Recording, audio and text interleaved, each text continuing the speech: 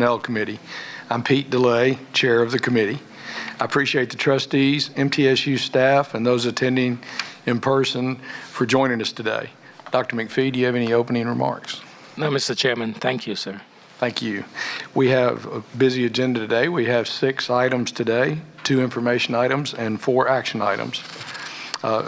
First, could we begin by asking James Floyd, University Counsel, to call the roll? Trustee Baker. Present. Trustee Boyd. Present. Chair DeLay. Here. Trustee Jones. Here. Trustee Martin. Here. Chair Smith. Here. Vice Chair Vanek. Here. Trustee Wade. Present. Trustee Wright. Here. Trustee Mim. Here. We have a quorum. Thank you, James. The first agenda item is behind tab number 1, and it's the approval of the minutes from our committee meeting held August 15th, 2023. Do I have a motion to approve? So moved. Is there a second? Second. Any discussion? All in favor? Aye. Thank you. Our second item is behind tab number 2, and it's concerning THEC's 2024-25 operating appropriation recommendations. Alan Thomas, Vice President of Business and Finance, will present this agenda item.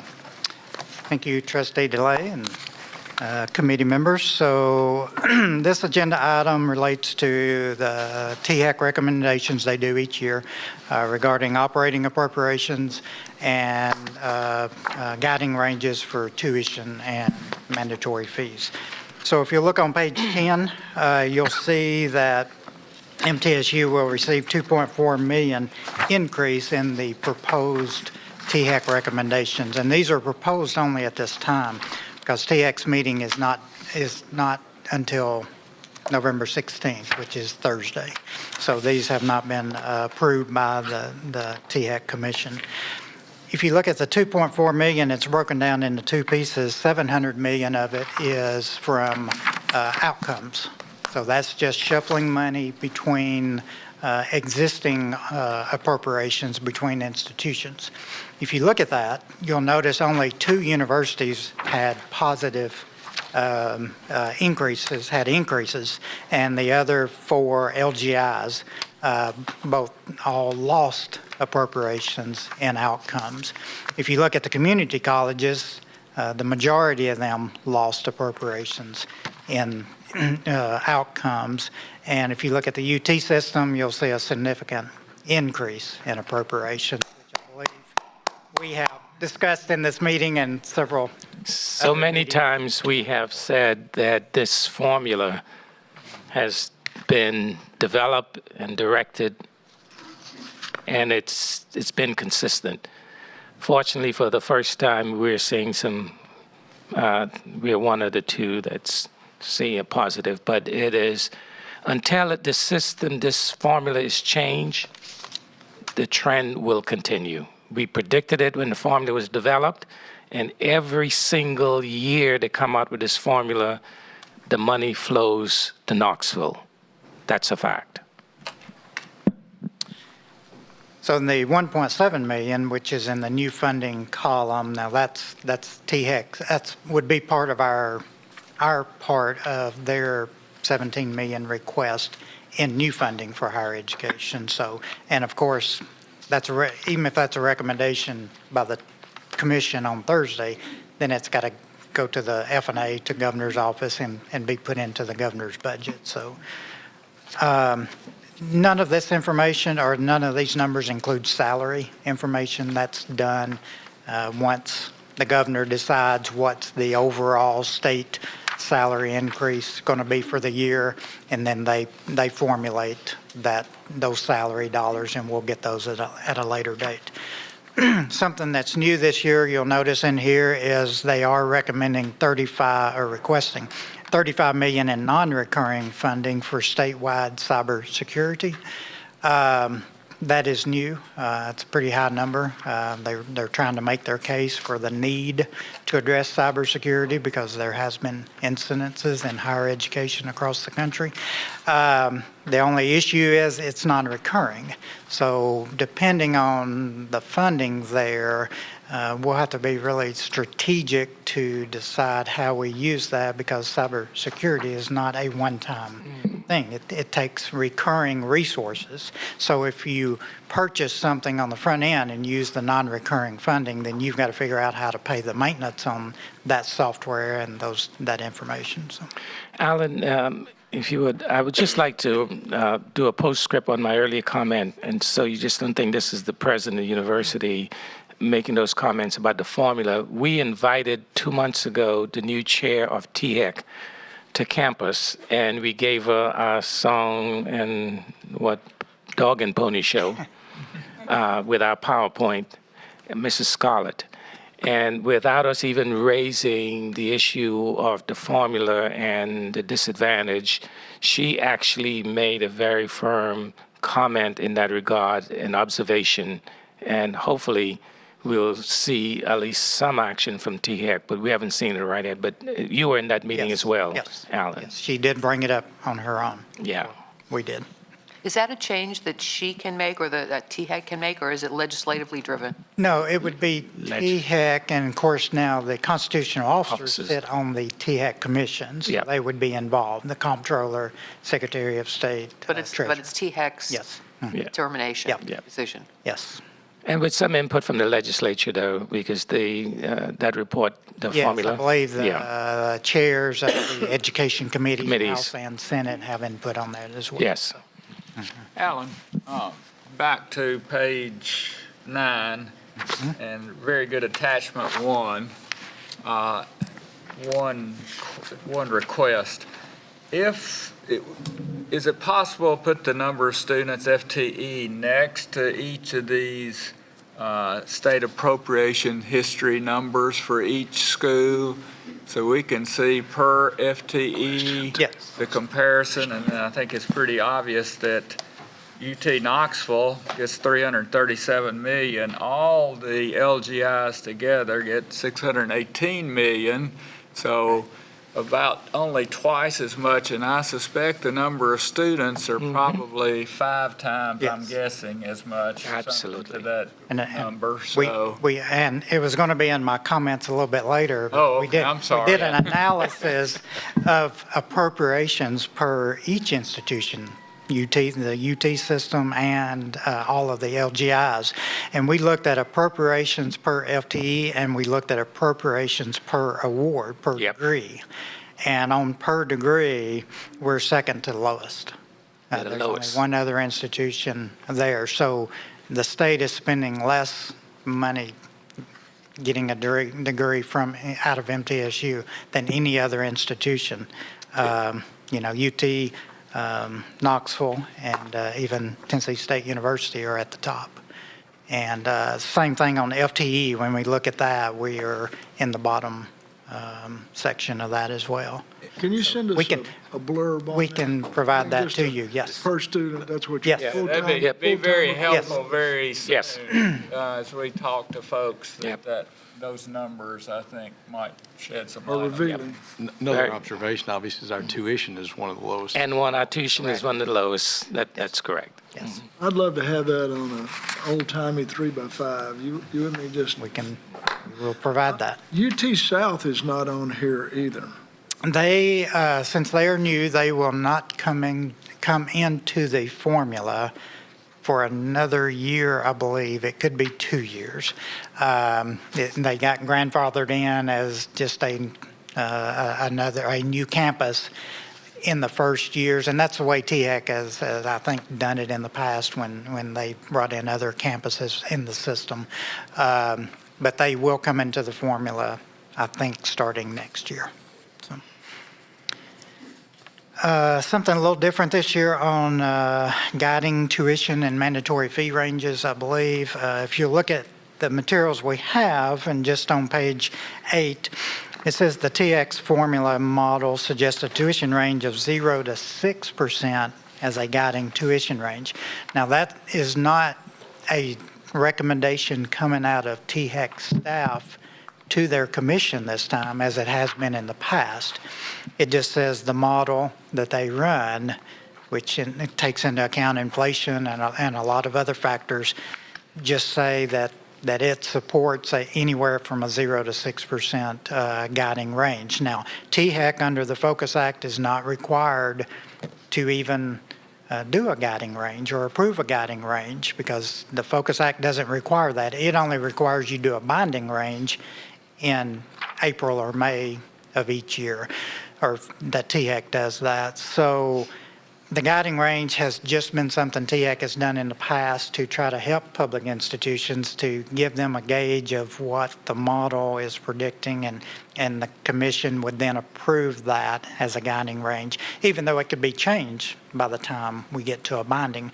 So in this time, at the commission meeting on Thursday, there will have to be a commission member that will say, let's approve a 0 to 6%. And for them to officially adopt a range. If they don't, there may not be a guiding range. And we wait until next spring to see what the binding range is.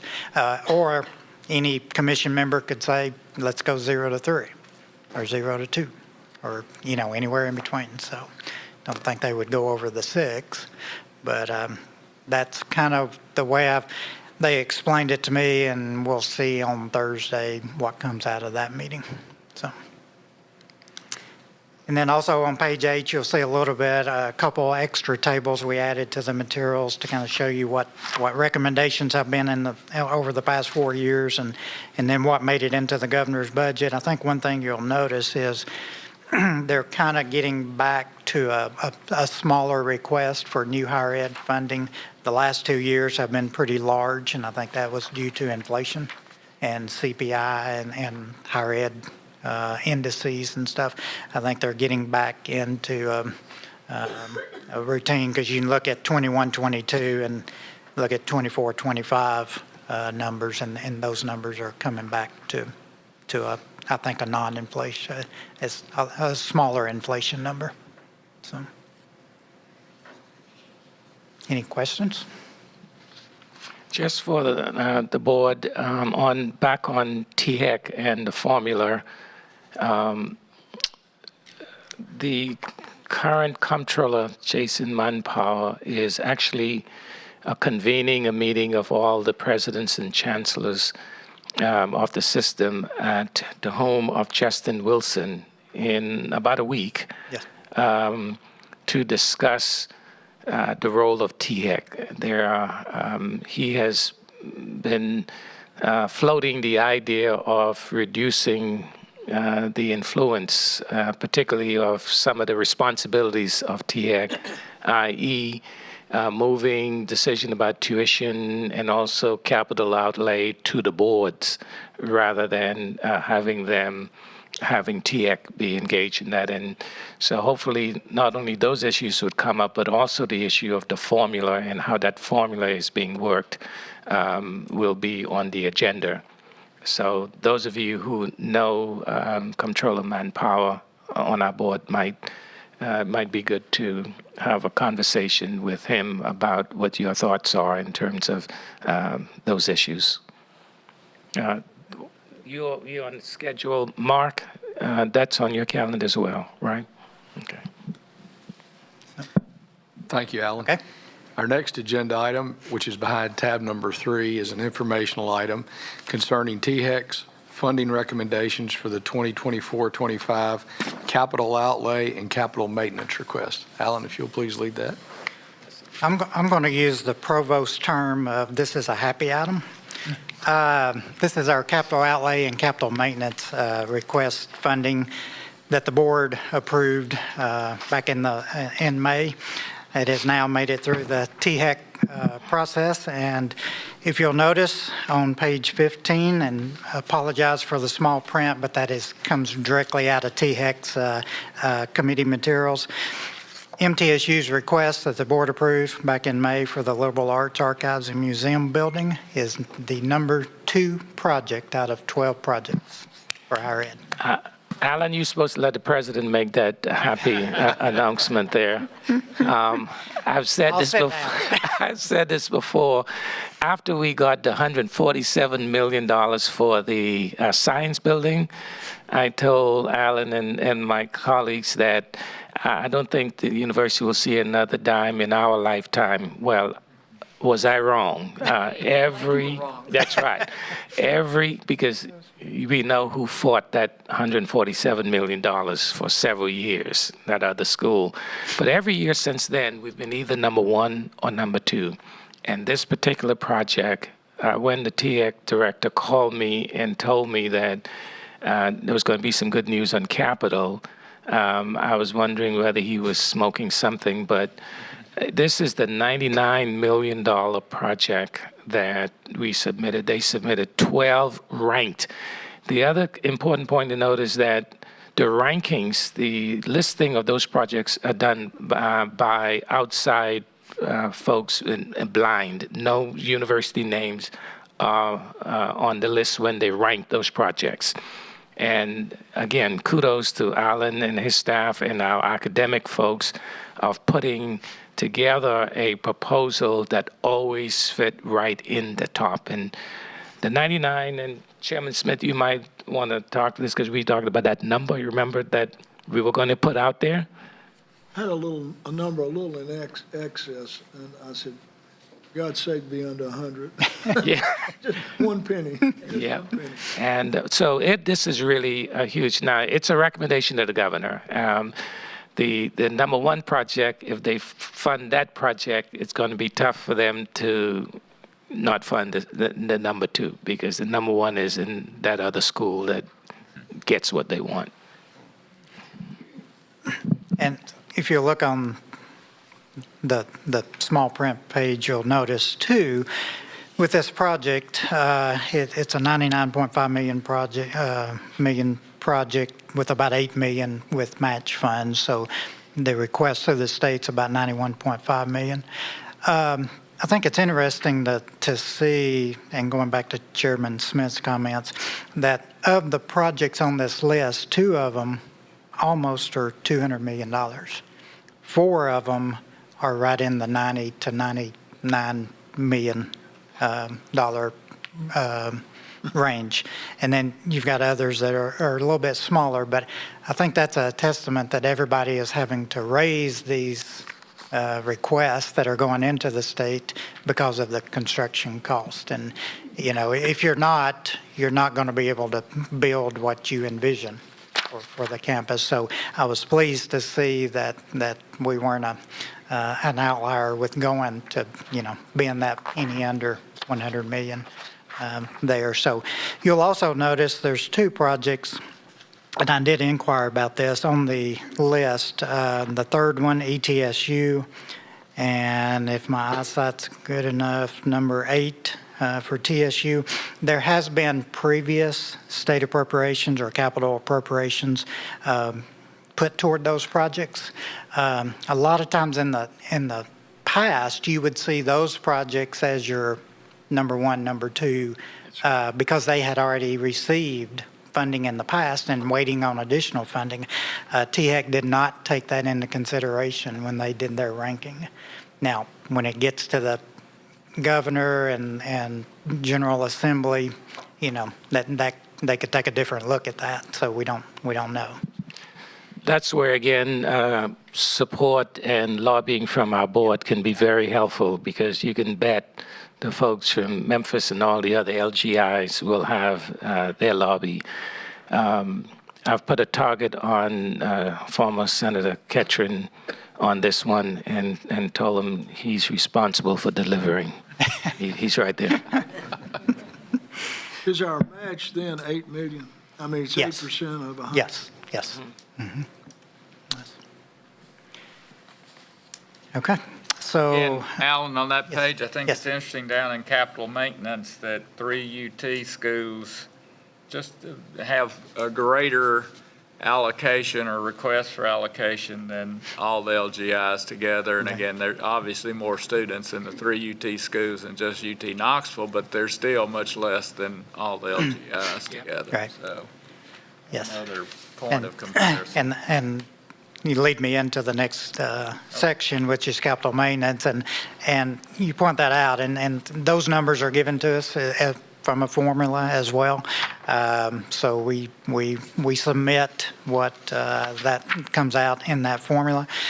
In the capital maintenance, as they've done in the past, they submitted all 13 of our capital maintenance projects and all the capital maintenance projects that each of the LGIs and UT systems. So all those go over to the state as they have in the past, and then the state will fund them at some level. So I think there was one year, it might have been back in the COVID years, that they funded all capital maintenance, but there wasn't any capital outlay. So they do balance between capital outlay and capital maintenance. So we never know what we're going to get there until it gets into the budget. There are two special initiatives, and these were put forward last year on page 16. In addition to capital outlay and capital maintenance. These are at the top of that page, and one is ADA funding, $117 million, and then safety and security at $28 million. And you can see MTSU's share of each one would be $8 million on ADA, $1.9 million on safety and security. If you remember as well, those both were put forward last year, and neither one made it into the governor's budget. So we will be tracking those. Once again, your influence as a board and as board members will be paramount to trying to push that through both the governor's office and General Assembly. Alan, when you and your colleagues, the CFO, met, I noticed that Tennessee Tech has $16 million in the ADA. Did they explain why that number is so high compared with the other LGIs? There wasn't a real request on this. You know, it's based on information that we submit information all the time to TEC. I mean, it's a continual thing. So we didn't get any request when they were putting these together. So it was based on those. We've done a lot of ADA projects on this campus, whether it through some funding through the state or our own funding, and that's where that is. So I believe some of these were probably put forth as a larger number than they really are. So I think when the funding does come forth, which probably is not going to be at these numbers, I don't know that they're going to say, okay, if we get half of the safety and security, are they just going to go through and half those amounts? I think you're going to have to put a project forward to know what those numbers are, because I don't think these are different from capital maintenance. We've identified separate projects. You know what the total goes with each one. There's not that same for an ADA. We can't say there's an ADA project for this on this building and so forth. So I think those will come at a later date. Alan, back to general funding, the formula and so forth for just a second. I think I understood you to tell me that I never knew this before, that land grant funding for UT is over and above. That's not included in this formula money. So we're not really seeing apples to apples here in terms of total state funding for UT Knoxville or Tennessee State. Correct. So Correct. this is, Yes. I didn't realize that until a month ago, whenever you Well, and also UT and Tennessee State both have specialized units that don't run through the formula. Non-formula. They are the non-formula units that Additional money. Explain that. it's UT Health Institute. They're ag centers across. They're not called. Across the state. I'm trying to think what they're called. Extension centers. Yes, extension centers. Things like that are funded at. They got funded at a certain amount years ago, and then they just add a little bit to it every year for maybe salary increases and stuff like that. So that's in addition to what you see here. Yep. These are only the formula units, but we can get you that information. They're the only two schools that have that. Yeah. Yeah. Other questions? Yeah. Comments? I got a comment on, Congressman Desjardins made a request for locally dedicated funds, and for MTSU, it's $4 million or so. And it passed through the Appropriations Committee, but our friend on Appropriations, the Ag Appropriations failed this week simply because Republicans couldn't count the votes. They have the votes. And ours is in the infrastructure. It's 3 or 4 letters, but that's what it is. And I'm assured that our locally directed funds will pass. They just got to figure out with a new speaker, somebody has a broken leg and somebody has a wedding, and you got 8 or 10 that are against everything. So we have to have all votes. But I'm extremely optimistic that we're going to get those 2 projects that would be the first locally directed funds we've had in 20, since Bart Gordon was here, 20-something years. Excellent. Okay. Excellent. Thank you, Alan. Thank you. Our next agenda item is located behind tab number 4. It's an action item, and it's a recommendation for the approval of the proposed compensation changes. Kathy Musselman, Vice President of Human Resources, will present this information.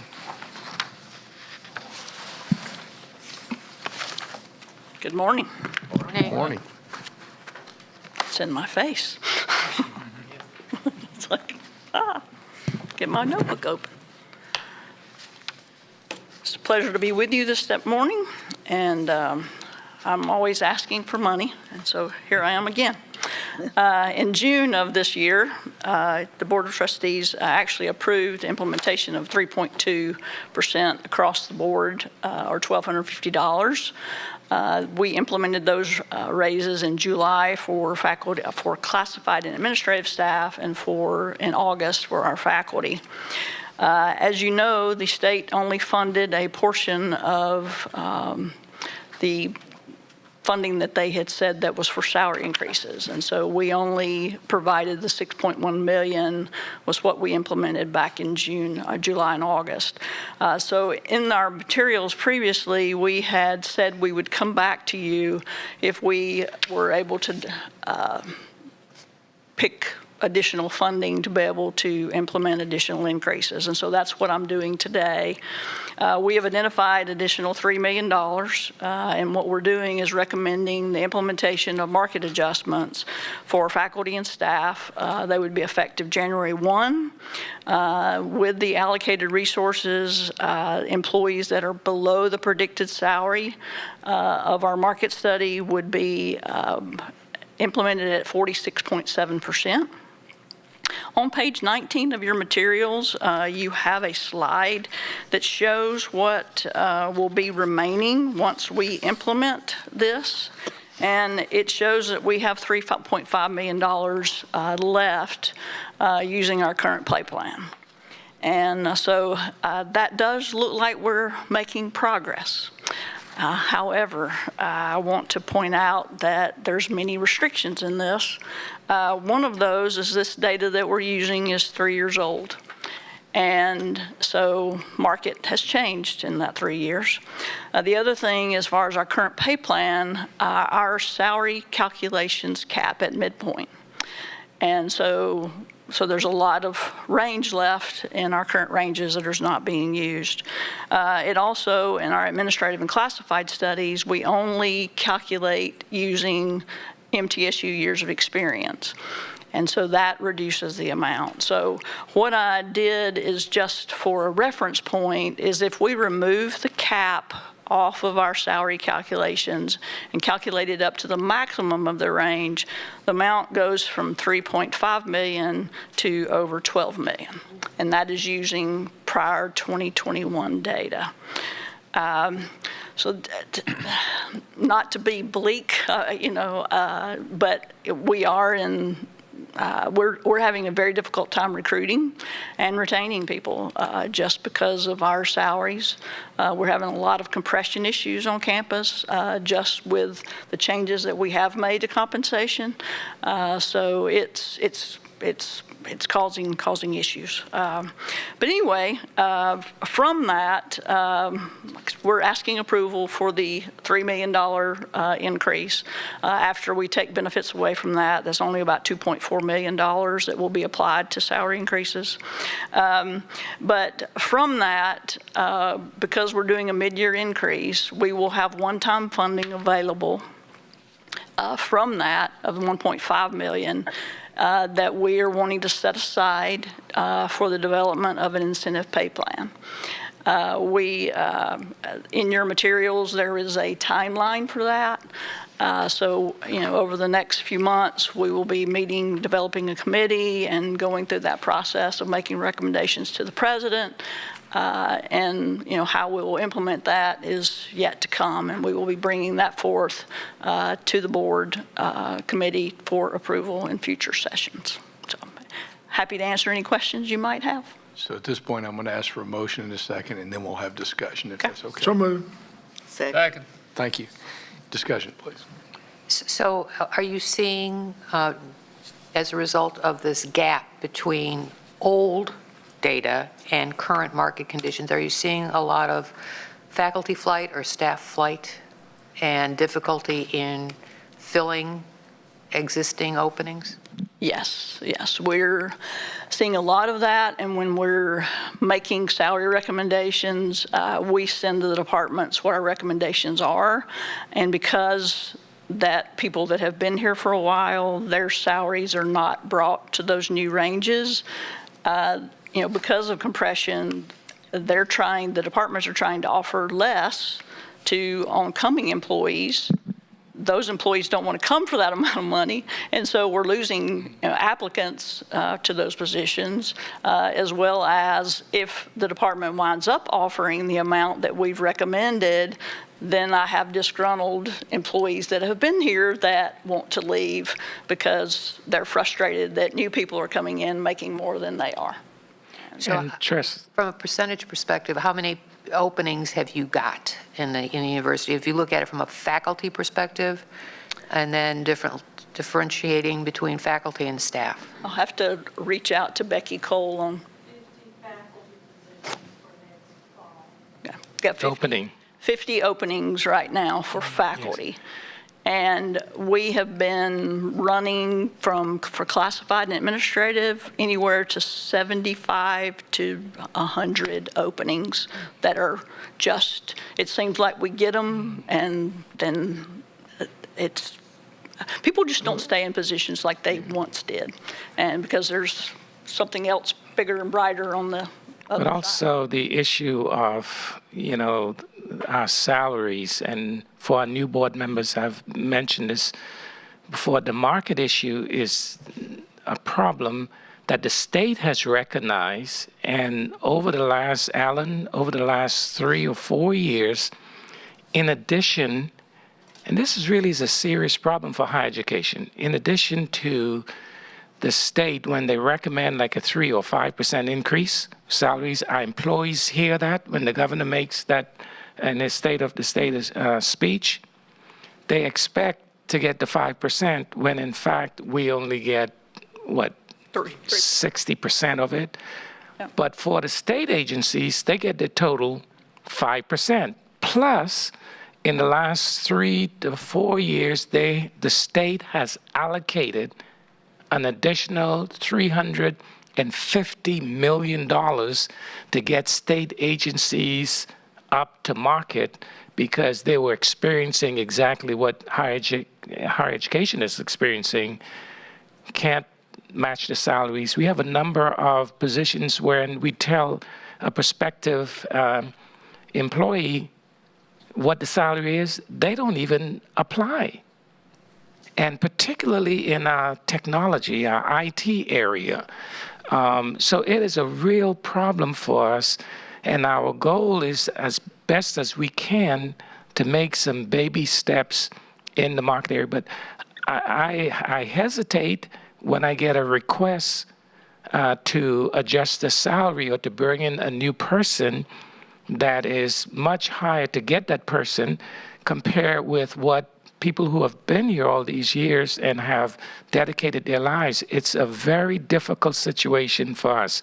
And I have raised that issue during our budget hearing with the legislature, and we're just going to have to continue to work on that. If not, we're going to have a serious problem maintaining good, high-quality employees at the university. So a couple of points. The whole conversation sounds so negative, but there is some reasonably good news. We are making some steps forward in this level. What's allowed us to make the steps forward is we had very strong enrollment this year. That's correct. The point Dr. McPhee just made a minute ago can't be made enough, and that when the state announces pay raises for state employees, for those other state departments, those are funded. That's right. In the case of higher education, they're only funded at 60%. So we have to provide that additional funding. We all understand this because we've all been sort of from the business side of the world. There's expense control that we have to focus on heavily, and might want to talk about that a little bit. There are also revenue enhancements, and those revenues can come from the state in terms of appropriations, and they come from things we generate, which are tuitions, et cetera. We try to keep our tuitions low. We try to keep our fees low, but we're a little bit competing against ourselves. As we keep those things low, it's hard to propose increases as we're discussing. So I only mention all that because, the conversation would sound like a very negative situation. We have made a pretty good step forward at this point. We're in the process of trying to develop some incentive compensation as well. We still do have those challenges, and it's not a matter of our board or our university not wanting to meet these needs. It's a matter of we are faced with the economic realities before us. That's a good point. And Alan and Kathy, you might want to mention to support Trustee DeLay's point. We're moving now on the market up to 45% with this recommendation. You all want to speak to that? Yes, it's which is a positive. Yes, and I apologize. I didn't mean to come across as negative Nelly this morning, but because we do appreciate the approval of the increases that we are able to implement. I just kind of want to let you know we are struggling in some of these areas, and so but it's better than nothing, and so that's but again like Dr. McPhee said, anytime the state announces that they're getting a 5% across the board or whatever, our staff automatically believe that applies to them. And so then when we put out communication saying we're only going to give 3.2, they don't understand that. So we have to educate ourselves, but we also have to educate our staff on the fact that does not apply in the same way in higher education. If I might add a couple of comments to that, all of the state institutions in the LGI did make the full percent, or all but one. So we are in somewhat of a unique position that we only did the 3.2. Everybody else got what the governor announced. So all of our colleagues, our staff, and everybody who talked. How did that happen, Mary? That's a good question. Well, they found a way to do it. Wait. Well, and also that was what we gave then, but when you add in this 3 million, we're at 5%. Now, the other institutions, I don't know that they all gave 5% across the board. They did. They used 5% to do salary increases.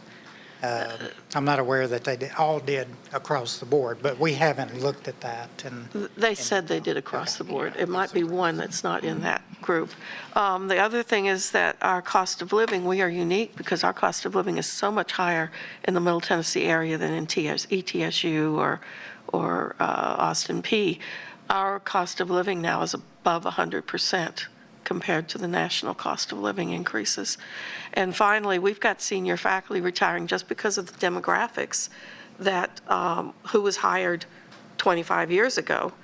There was a big bump in hiring, and that bump moves its way through the system, and those people are retiring, and we're having to hire people at a higher salary at the newbies and losing all that senior experience because they're all retiring out. So I do think we're in a weird situation that we're pooled with all the LGIs, but we're unique for all the LGIs, and our budgets are different. We have more technology in the academic world than certain, in other words, CBAS and nursing have more competition for salaries because we have a bigger position in that major area than other universities. We don't have a med school like ETSU has, which changes their profile.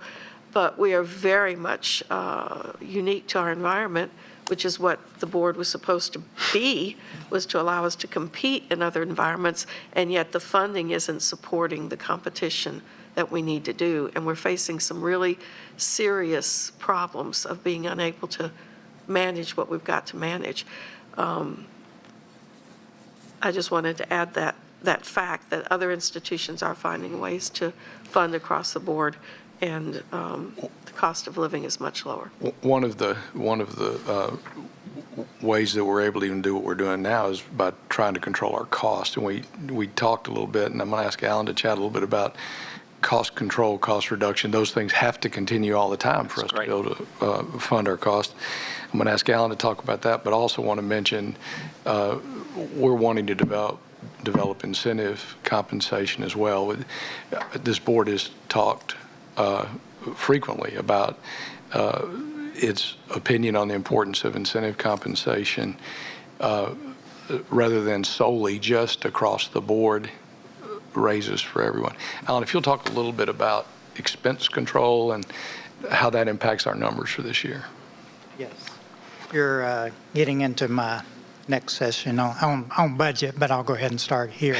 Yes, we started out this year with a $5 million reduction in budget of the university, so that we could fully fund the 5% salary pool for the university. So that's part of where the additional $3 million come from, along with not getting enough funding last year from the state to fund everything, just our fixed cost. I mean, if you look at what THEC recommended last year, we were supposed to get $12 million operating appropriations. We got 3. Okay, 3 is eaten up by, faculty promotions that are required in policy, software maintenance, utility increases, and you've used $3 million very quickly. So, and as you mentioned earlier, the other thing is enrollment. That's what we were waiting on, is to see what enrollment was. If enrollment had dipped, would we be in the same situation depending on how much it would have dipped? So we look at all of that and try to make those decisions at the right time instead of doing it ahead of time and then getting into a situation where you can't meet your budget. Thank you, Alan. I just want to add to another point about the differences in the budget. Professor Martin, many of the LGIs have not gotten the capital that MTSU has gotten over the years that, as Alan said, increase when you look at the utility costs. So you really can't be comparing. Again, when we compare, we really need to compare apples with apples with the size of our institution and the type of expenses associated with running a $500 million budget compared with an Austin Peay or some other universities. You just can't make that comparison. Exactly, and the cost of living in that community and the types of faculty you hire.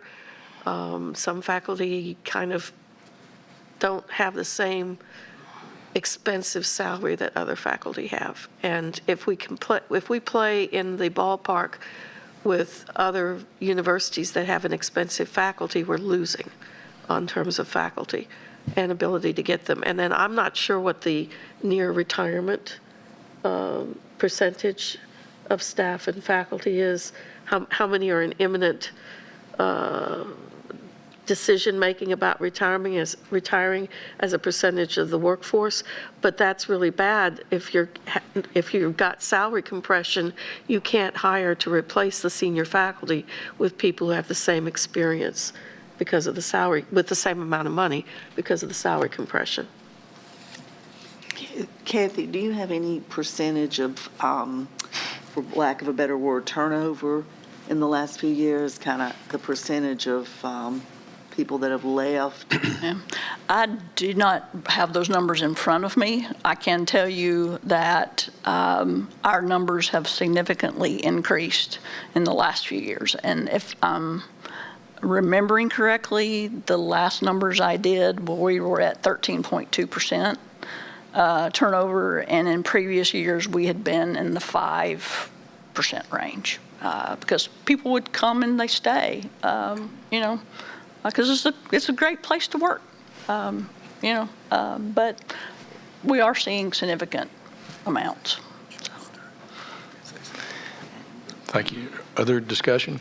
To points, to Pete's point about good news, I think in my mind anyway, the merit increase or incentive increase program that we're starting to develop, I think is good news for two reasons. One, the high performers, the folks we really want to keep, we can provide them incentive to keep those folks, and the folks that we're recruiting, we can promote this incentive program saying if you're a high performer, you have the opportunity to earn even more if you perform that way. So I think that hopefully will help on both counts as we develop this program.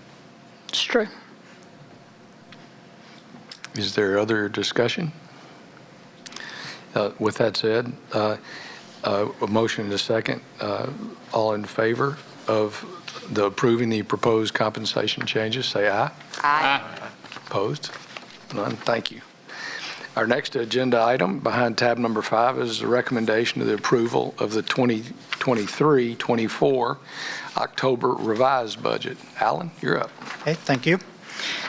This kind of goes in line with the compensation, so there'll be a lot of some repeat in this section. So as we do this time every year, we present you with an October budget, which the last budget you would have approved was in July. At that time, you don't know everything, but you put in as much as you can into that budget, and we put in quite a bit into that, so there's not a lot of change for this October budget. You'll notice we did add some to appropriations, not really new appropriations, but one was the $2 million for that we got from Meharry that's non-recurring for our Meharry partnership. And then $2.6 million we received in employee benefits, and that goes along with the salary increases we gave. So the funding for benefits usually comes a little bit later. If you look across all budget columns, you'll notice there's still some changes going between numbers because as of June 30, 2023, this last June, we had spent all the HERF funding, the federal stimulus funding. So that has to come out of your future budget. So you'll notice some of those numbers are estimated, and then we take them out in July and October. Probably the largest increase you'll see here is in expenditures from July till October, and that's because in July you don't know what your year-end balances look like. Now we've closed out the year, so we rebudget a lot of those accounts, and I'll give you some examples like student fees that we collect, a course fee in the College of Business. Those have to roll back into College of Business so they can spend those going forward. So a lot of those we just rebudget. Encumbrances. Probably one of our larger one that keeps the amount growing is Meharry, because when we get Meharry funding, it's for 7 years. So while they're here for the first 3 years, very little of that is being spent. Then when they go to Meharry, their tuition's a lot larger, so more of that is being spent. So that amount for Meharry, if we're getting $2 million a year, and we've got 6 cohorts, that's $12 million. We have 2 cohorts at Meharry now, so that money is going to be spent at a little faster pace. So things like that. Data science, we got some one-time funding for the aerospace program in Shelbyville, and that hasn't been spent yet. So those, we just roll all those over in our October budget from July. I mentioned earlier, we reduced our operating budgets by $5 million, and we just went over that. Increased our salary pool by the $3 million. And then the only other note I had was our appropriations per degree and how we rank really low on that, and I'll send that information to each of the committee members and the board. So not going to go through it page by page, but if you have any questions, please let me know. Alan, one question. The 22-23 estimated budget, would that be the same as actual? No, that should have said 23-24. So, and I had a committee member point out on one of our or on one of our pages, we had the dates wrong. So it should be 22-23 estimated budget. And then July and October are both 23-24. So because the first budget you do for a fiscal year is in July, second budget is in October, then you come back and do an estimated. So my question on that first column where it is, I think you said it is correctly shown as 22-23 estimated budget? Yes. That's correct? Yes. So is that the same as actual for 22-23 at June? Yeah. It's going to be very close because that is right at the end of the year, and that's, you're by then you know pretty much everything that's going on. So, and I apologize for some of the misheadings there. So I do notice it on several of the pages now. So. With that said, is there a motion to approve the proposed 2023-24 October revised budget? So move. Second? Second. Any other discussion? All in favor? Aye. Opposed? None? Thank you. Our last action item is located behind tab number 6, and it's a recommendation of the approval of the proposed Research Foundation agreement. David Butler, Vice President for Research and Dean of Graduate Studies, will present this item. Howdy and good morning. The proposal before you today is simply to create a bridge, a contract between the existing MTSU Research Foundation and MTSU proper as an institution. In 2019, the MTSU Research Foundation was formed as a separate 501c3 corporation and has been in existence, basically sitting on the shelf, renewed each year, waiting for action. We're at the stage right now in the university where we have patents that are now of interest to certain parties. To be able to negotiate effectively those patents, we really need the Research Foundation up and running. To have that effective, we have to have that contract between these two entities. So this proposal is basically equivalent of a contract to allow the intellectual property, the patents in the university, to be managed by the Research Foundation.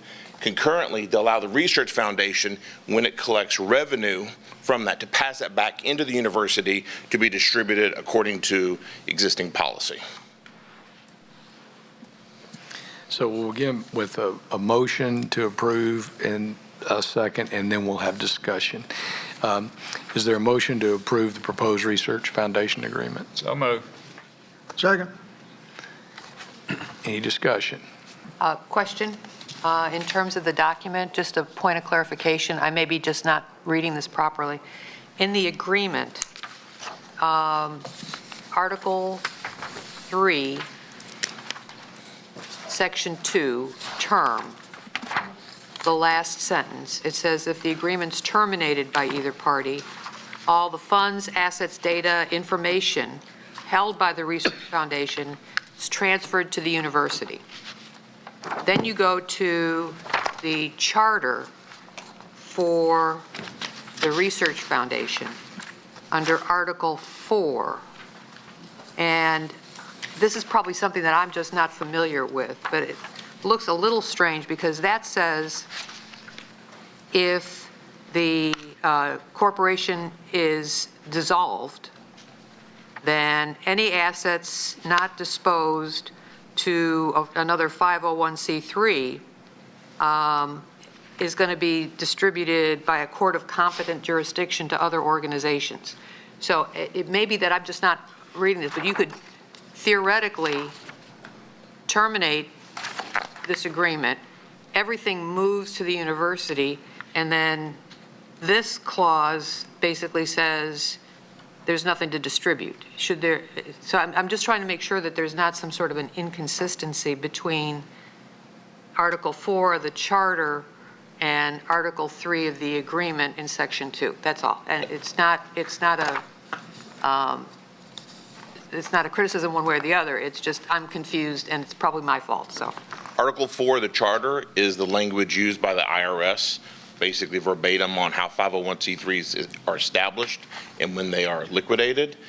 The agreement is basically saying instead of the 501c3 moving something out to another one, we move everything to the university, which is the sole purpose. Basically, the Research Foundation exists to support the university's mission, not other missions out there.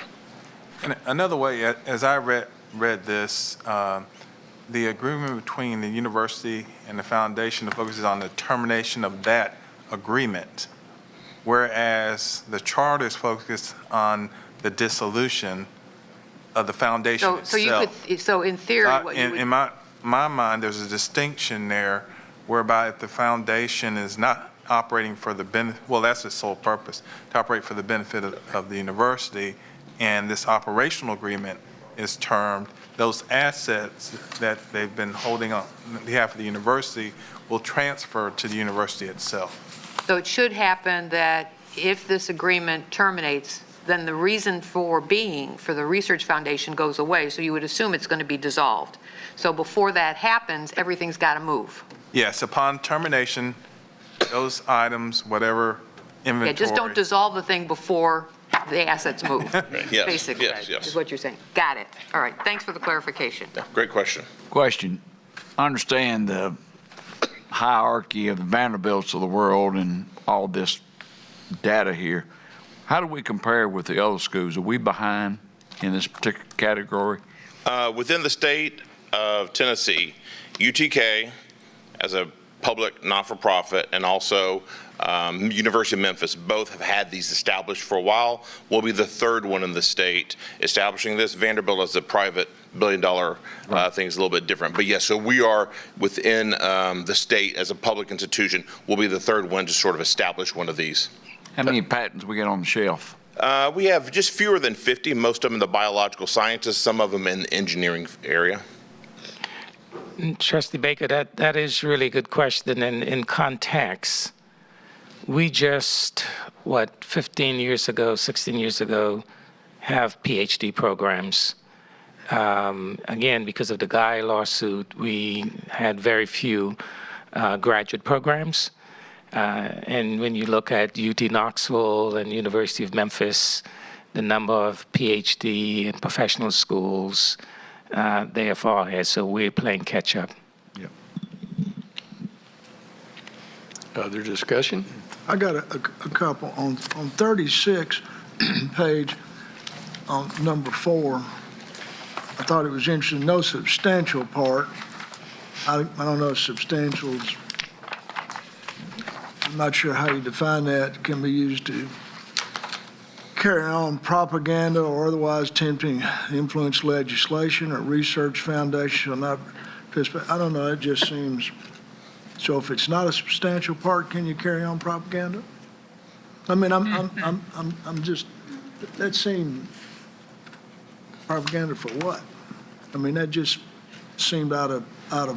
That's actually the way it's written in code. Basically, the entity cannot go lobby on its behalf. So the way I read this is if you happen to just stumble over something and it's not really what you're doing, it gives you a little bit of a cover. But if your primary purpose, if you're spending a lot of money or you're spending something that's not insubstantial in terms of cash on lobbying or propaganda in your example. That's all 501c3. But I think you can sometimes Yes. stumble into a situation where, it happened, but it wasn't what you meant to be. If it was an absolute prohibition, then you would lose your 501c3 charter. and that would be a bad thing. But I think this gives you a little bit of flex so that you don't inadvertently run afoul of the rules. That's my understanding. I don't know, I'm not the That's mine as university's well. counsel. That makes sense because every political event wants to be a 501c3. 'Cause- 501c6? No, they want to be. Oh, yeah. I mean, because Yeah. they're not. How many people are on the board and who appoints the board? And how was the chairman chosen? There are 3 people that's the minimum requirement of the state of Tennessee. And so Bill Ketron is the chairman. We have Patrick Geho as the second member, and the third is Lee Martin. Lee Martin. I keep on saying Lee Martin. Lee's expertise is in SBIRs and STTRs, and so his expertise is there. So we have the minimum board structure to get started and to keep it afloat. How long are their terms? Believe the chairman's term is, we have 3 years that are separated by 1 year so that there's not everyone being reelected in the same terms. Well, is it a self-perpetuating board or who appoints the board? Who appointed this board? Yeah, so the board was appointed by the founders, which were the board members, and so they chose themselves and elected their own chairperson, and then the board members will select future board members in any expansion or same size. So it's self-perpetuating? Correct. Okay. I mean, Do you have bylaws? I think that's... Yes, we do. I was going to ask for a copy of that as well, because it's mentioned in Yeah, the 'cause that's incorporation document that the governance is through the bylaws. I'd like to see that just for. Yeah, certainly. That makes a lot. Happy to share that with y'all. Excellent. Yeah, because the charter is just the fact that it exists, but to your placeholder. question, the bylaws would respond to how do you elect the board members, how do they rotate, all that other stuff. Yeah, Article 10 of the incorporation document specifically mentions the bylaws. Yeah. We'll cover that, but just haven't seen that, so if you get us that, that'd be great. Yep, absolutely. Thank you, sir. I think we probably ought to see those before we do this. Is there a time frame? Is there a sense of urgency that this needs to be approved at this session or at the next board meeting? There is a little bit of urgency. We have a couple of non-disclosure agreements that exist right now, some companies that are interested in obtaining our intellectual property. In particular, the terms they're interested in are exchanges for equity. University is not able to enter into any equity agreement. So right now, that's sort of pending with the results of a couple of experiments. And so there is a bit of an urgency for that.